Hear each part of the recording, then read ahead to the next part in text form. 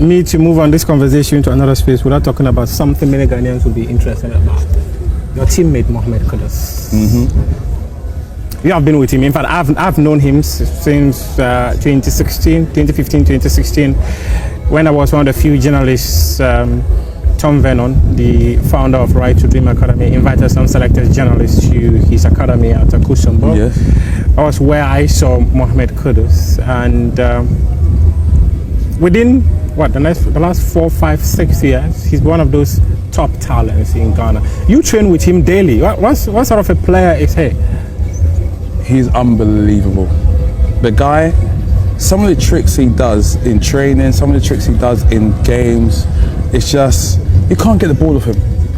And the thing is, you know what he's going to do because you train with him week in, week out. You see him do it to other people and you're like, he's not going to do it to me. And then he does it to you. And then he does it to you. And you're like, no. Like the little one where he keeps like flicking the ball over you, little tricks, little dinks and stuff like that, little chops. Mo is quality, like very quality player, still young, so he's got a lot of football ahead of him and a very exciting future ahead of him. You have been at West Ham United for 10 years. What are some of the tips you think he needs to succeed at West Ham? Some of the tips is to be resilient. One thing with West Ham fans, they are. I see some West Ham United fans here. They are relentless, relentless. They are not forgiving. No, that's a lie. They are forgiving, but they get onto you very quickly. So it's being able to deal with the pressure of the fans because they expect a lot from you, but even though they expect a lot, they appreciate the minimum side of things. It's quite crazy. So when you're the bottom of the league, they'll turn out, they'll sing for you and stuff like that. When you're at the top of the league, you lose 2 on the bounce, they're booing you. They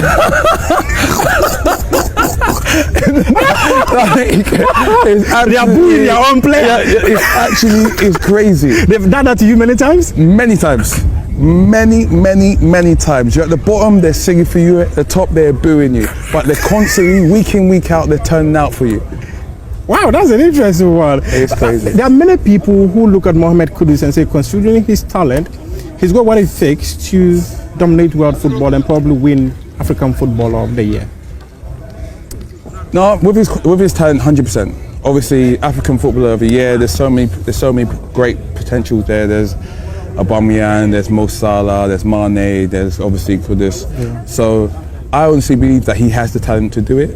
It's just obviously he needs the surrounding of his team to also help him to do it. And right now, Ghana is a quality team, and obviously the quality past and the quality history. But right now, they're not doing as good as they feel like they should be doing. So I feel for him to win that, I feel like him and Ghana, the team, has to do more for that to happen. You mentioned one thing that caught my attention about West Ham fans. Sometimes they can be unforgiving by booing their very own players. This kind of abuse, especially those that come from social media, how does it impact players negatively? It's a difficult one because some players are used to it, some players can avoid it, some players can't avoid it because social media is massive right now. Everyone kind of has Twitter, Instagram, whatever else there are, there's TikTok. And some people can just be like, I'm just not going to go on it. But some people can't. Some people have to read it. Some people have to see what people have to say about them because you like to see the good. But sometimes looking for the good, you also see the bad. You can get 10,000 good comments, but that one bad comment will stand out because obviously it's that one comment that's just going to stand out because it's completely different. It's people just starting to understand that end of the day, footballers are humans and footballers have feelings. Whereas most people feel because we're professional footballers, because we're making this amount of money, they feel like we should be numb to certain things. But at the end of the day, people are people and humans are humans. He spoke about social media abuse being the reason why he got that red card against Spurs. I listened to him and I felt so bad because he's a young man that I know quite well, and that's why I asked the question about how psychologically it affects the player.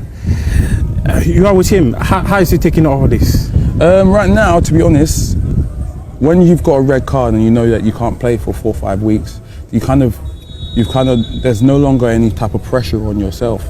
Because when I was going through a bad time, it was turning out every week on a Saturday, every single week, knowing that you've got to be out there with the scrutiny, with the opinions and everything like that. That's what makes things difficult, constantly having to step out on that field, even when you don't feel good.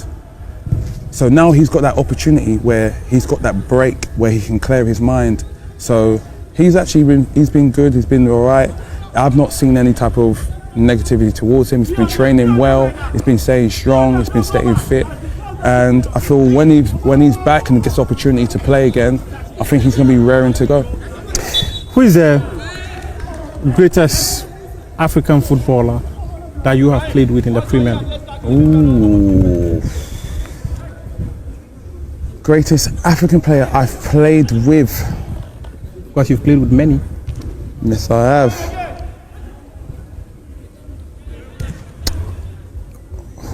Oh, the most difficult player you have. Greatest African player I've played with. That's quite a difficult question. That is a very difficult question. What makes it difficult? Okay, the opponent that you have met. All right, the greatest opponent? Yes. That's easy. I'm going to have to say Salah. No, Mane. Like, I feel was underappreciated at Liverpool. I don't think Liverpool actually understood the quality that he had, what he did for the team. Obviously, Salah was unbelievable, and he still is unbelievable amount of goals that he scored. But I just feel like what Mane actually did for the team, he brought everybody together. The goals, the assists, like the work rate. Mane, for me, at Liverpool was unbelievable.